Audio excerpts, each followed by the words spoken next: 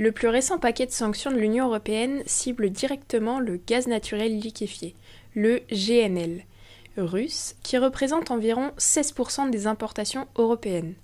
Désormais, l'UE interdit le transportement de ce GNL sur son territoire, empêchant ainsi son importation pour réexportation vers des pays tiers. Cette mesure vise à éviter que la Russie utilise les ports européens pour financer son effort de guerre en Ukraine. Ce renforcement des sanctions montre la cohésion croissante entre les 27 États membres de l'UE.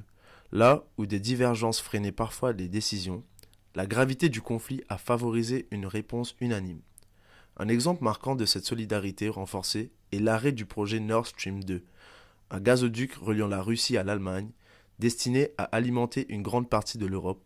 Les États membres ont choisi de stopper ce projet pour ne plus dépendre de l'énergie russe et priver ainsi la Russie de revenus. La décision d'abandonner Nord Stream 2 a mis en lumière la vulnérabilité énergétique de l'Europe et a accéléré la transition vers des énergies plus sûres et durables.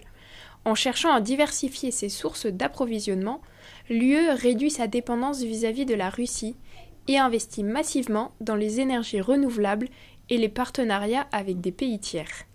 Les vagues de réfugiés ukrainiens ont aussi poussé l'Union européenne à adapter ses politiques d'asile et d'immigration, facilitant l'accueil des personnes déplacées dans l'ensemble du territoire.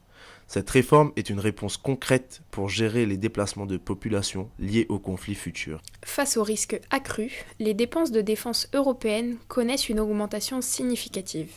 L'UE a adopté la boussole stratégique, un guide pour ses actions militaires et sécuritaires, et mis en place l'ASAP, ou Acte de soutien à la production de munitions, afin de répondre rapidement aux besoins de défense des États membres.